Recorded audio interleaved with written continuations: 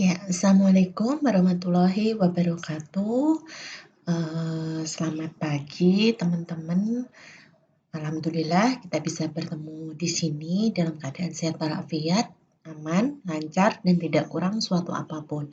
Nah, dalam kesempatan ini kita akan belajar atau berdiskusi bersama tentang akuntansi mudharabah gitu ya. Setelah sebelumnya pertemuan sebelumnya kita sudah belajar akuntansi salam, akuntansi murabahah, akuntansi istisna, akuntansi ijarah gitu ya. Nah, dalam kesempatan ini kita akan mengulas lebih lanjut tentang akuntansi mudharabah.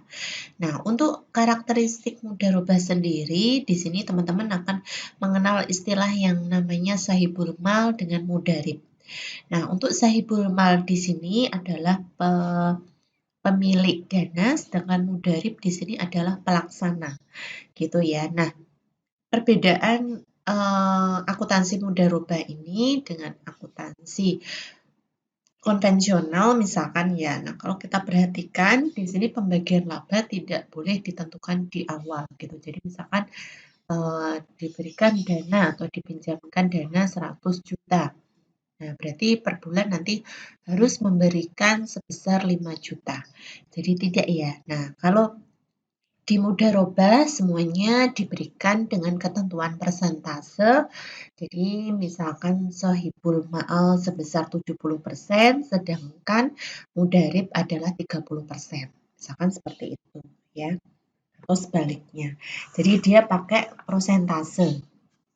Nah, itu yang membedakan antara akuntansi konvensional dengan akuntansi syariah. Jadi berdasarkan persentase dari keuntungan gitu ya.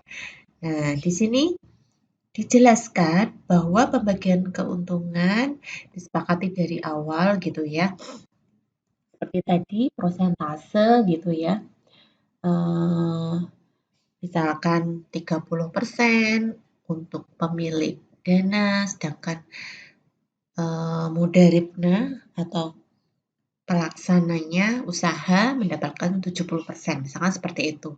Nah, itu dari persentase gitu ya. Nah, kalau di konvensional itu sudah ditentukan berapa persen dari pinjaman tersebut, terus per bulan misalkan harus mengatur sebesar 5 juta dari pinjaman 100 juta. Nah, itu tidak diperbolehkan. Nah, di sini berdasarkan persentase keuntungan. Nah, terus apabila rugi bagaimana, Bu? Nah, apabila rugi ditanggung oleh sahibul mal gitu ya. Nah, tetapi di sini nanti akan ada syarat-syarat bagaimana ketika kerugian itu boleh sepenuhnya ditanggung oleh sahibul mal gitu ya. Apakah mudharib tidak ikut bertanggung jawab Bu sebagai pelaksana? Nah, nanti di slide selanjutnya kita akan tahu gitu ya bahwa ada beberapa kondisi yang memperbolehkan mudharib ikut tidak ikut menanggung kerugian finansial gitu ya. Jadi sepenuhnya menjadi tanggungan sahibul mal, tapi ada beberapa kondisi yang harus dipenuhi.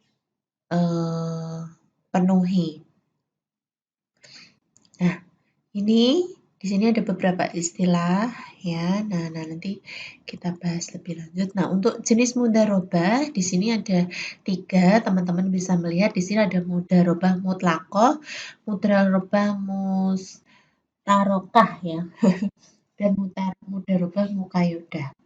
Nah, untuk mudharabah muqayyadah mutlaqah, untuk mudharabah mutlaqah di sini tidak terikat, jadi itu bebas mudharib mau menerapkan pada investasi apa. Nah, sedangkan mudharabah muqayyadah ini sahibul mal diberikan batasan atau memberikan batasan kepada pengelola dana atau mudharib tentang tempat, cara, objek investasi gitu ya. Jadi kalau muqayyadah itu sahibul mal masih memberikan batasan-batasan. Nah, sedangkan mudharabah musitarakah di sini antara pengelola dana mudharib ini juga menyertakan modal atau dananya dalam kerjasama investasi gitu ya. Jadi ada dananya si pengelola dana juga gitu. Sedangkan kalau mudharabah mutlaqqah dengan muqayyadah di sini sama-sama dana dari sahibul mal, cuman bedanya kalau di mutlaqqah itu mutlak, di sini bebas sahibul mal, bebas si Mudharib pelaksana investasi ya, maksud saya bebas mau menerapkan di investasi apa, mutlak. Kalau muqayyadah di sini pemilik dana atau sahibul mal masih memberikan batasan-batasan tentang bagaimana misalkan proses atau cara investasinya atau objek dan seterusnya. Nah, untuk pengukuran pembiayaan mudharabah di sini kalau dalam bentuk kas ya diukur jumlah uang yang diberikan pada saat pembayaran. Sedangkan apabila dalam bentuk non-kas diukur berdasarkan nilai wajar saat penyerahan.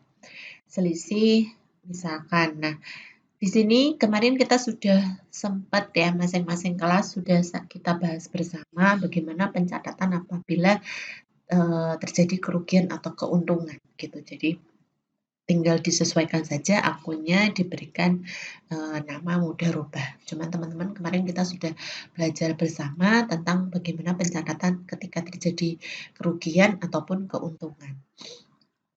Nah, untuk dana mudharabah hilang di sini ya, apabila tidak ada kelalaian dari penyimpanan mudharib ya berarti diperhitungkan pada kerugian bisa diperhitungkan pada saat bagi hasil.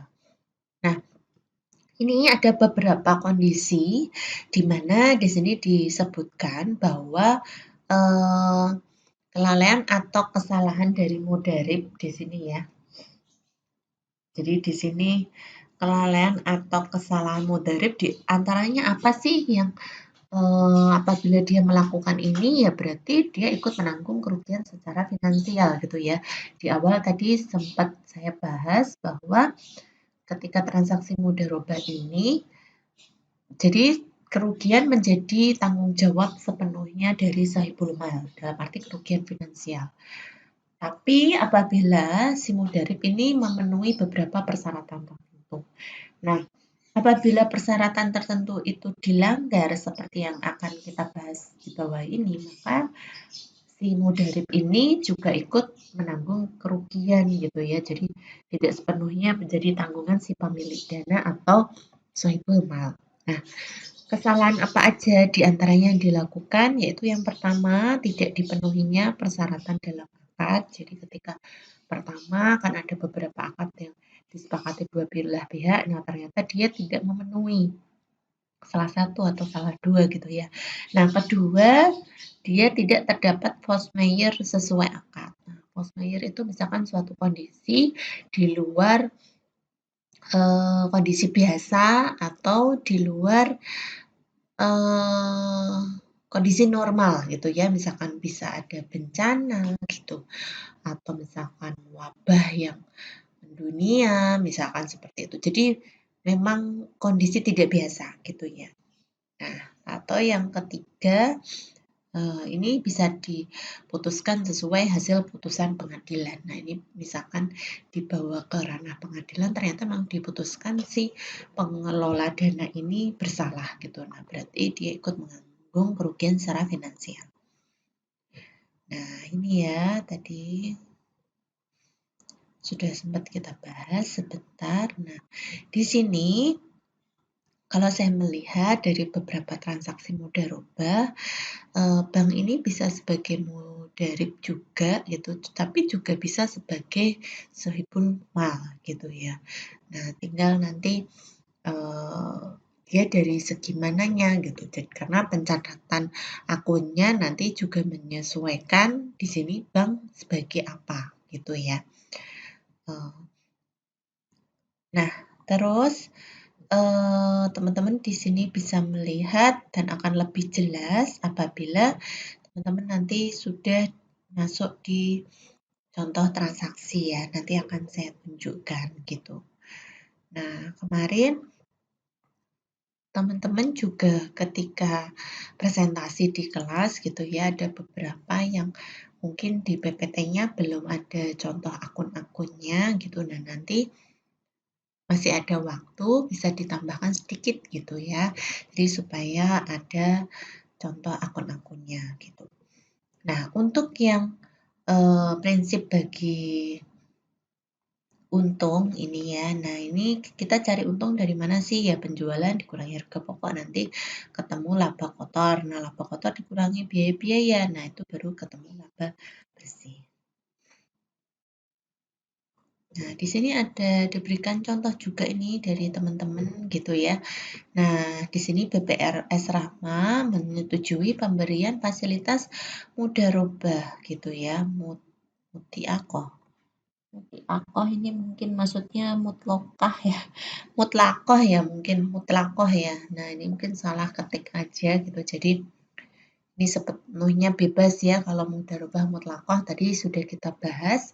Jadi bebas dari mudharib atau di sini CV Pangan mau melaksanakan usaha apa. Nah, di sini intinya ada 70% nanti bagi mudharib, 30% bagi Sohibul Mal ya. Di sini BPRS Rahma sebagai Sohibul Mal, terus biaya administrasi dan seterusnya. Nah, di sini pada tanggal 1 Agustus gitu ya. Cuman di sini saya tidak menemukan tanggal 1 Agustus gitu ya. Udah enggak apa-apa, kita sesuaikan saja, kita lihat. Nah, pada tanggal 1 Agustus menyetujui pemberian fasilitas. Nah, perlu diingat teman-teman, pencatatan jurnal di sini adalah dari sisi BPRS Rahma ya. Nah, jadi ketika disetujui ya otomatis dari BPRS Rahma mengeluarkan kas gitu ya. Nah, terus dicatat pembiayaan mudharabah gitu. Nah, ketika ada penerimaan bunga ya, nah atau pembayaran tadi ya kayak ini 125. Ini biaya administrasi. Plafonnya juga segini. Oh, ini 1.250.000, plafonnya 1 M gitu ya. Nah, ketika di sini apa namanya dia bayar angsuran gitu misalkan ya. Nah, ini kewajibannya langsung berkurang gitu. Nah, sedangkan ini tergantung banknya nanti memasukkan ke apa, pakai pendapatan apa gitu ya.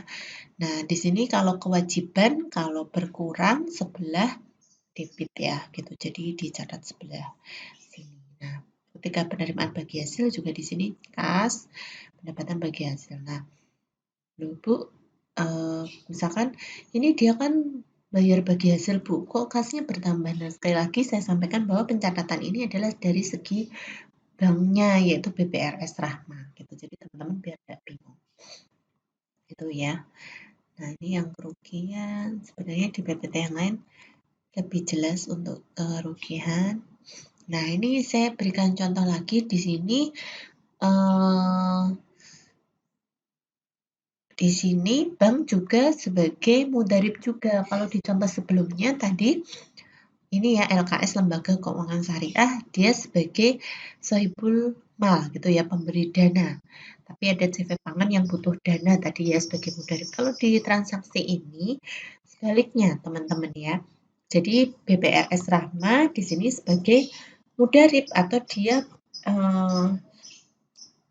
ininya apa namanya pelaksana investasi. Di sini yang memberi uang atau yang sebagai sahibul mal adalah nasabah gitu ya. Nah, ini Tuan Abdul uangnya banyak. Jadi dia nabung 250 juta gitu ya. Jadi dari contoh dua ini saya ingin menjelaskan bahwa perbankan atau dalam hal ini disebut lembaga keuangan syariah itu bisa berperan sebagai dua pihak, tergantung apakah dia dengan kreditur atau debitur gitu ya. Nah, kalau dia dengan debitur, nasabah yang pinjam berarti perbankan di sini sebagai sohibul mal yang punya dana. Tapi apabila dengan kreditur gitu ya, kreditur itu orang yang nabung di bank gitu. Nah, itu di sini bank sebagai mudharib gitu ya. Jadi supaya teman-teman juga jelas. Nah, makanya ketika dia menerima awal dana mudharabah di sini yang bertambah kas gitu ya, karena dari sisi perbankannya kita mencatatnya seperti itu. Nah, misalkan ini Bu, dia dapat administrasi juga kas gitu ya, karena bisa juga biasanya di sini kalau kas, kalau enggak rekening nasabah gitu ya, boleh. Karena biasanya pembayaran utang itu melalui rekening ya, motong banknya. Jadi administrasinya supaya lebih jelas gitu. Jadi enggak tunai kayak setor setor di bank, paham ya? Kayak setor kita setoran tunai biasa enggak. Jadi ketika bayar bunga pinjaman misalkan, nah itu bisa kas atau di sini bisa rekening nasabah gitu. Jadi masuk rekening nasabah tetap, tapi nanti di debit secara otomatis, dipotong secara otomatis. Nah, tentu ada keuntungan lain apabila di sini di rekening nasabah ya, karena bukan rekening penampungan bunga pinjaman misalkan. Karena ketika di rekening nasabah nanti ketika mau ngecek-ngecek lagi lebih mudah gitu karena ada historinya gitu ya kan. Kalau dia pakai buku tabungan, kalau giro bisa cetak rekening koran gitu ya, RC. Nah, itu tadi penjelasan kita bersama teman-teman. Terima kasih. Dari beberapa teman bagus-bagus semua untuk PPT-nya, cuman saya pilih yang memang menurut saya ada sesuai dengan poin-poin yang akan saya sampaikan. Seperti itu, teman-teman. Sampai jumpa di pertemuan selanjutnya. Dan untuk kelompok yang maju di pertemuan 14, diperhatikan kita masih asinkronus ya. Jadi silakan link YouTube-nya bisa diserahkan maksimal hari Jumat ya, hari Jumat. Nah, maksimal hari Jumat tanggal 16 jam 9 pagi. Nah, artinya kalau ada kata maksimal berarti diberikan sebelumnya boleh. Jelas ya, jadi kita insya Allah di pertemuan 14 kita masih ada perkuliahan asinkronus karena ada kegiatan di Prodi. Seperti itu. Saya sampaikan terima kasih, selamat beraktivitas yang lain, semoga bermanfaat. Wassalamualaikum warahmatullahi wabarakatuh.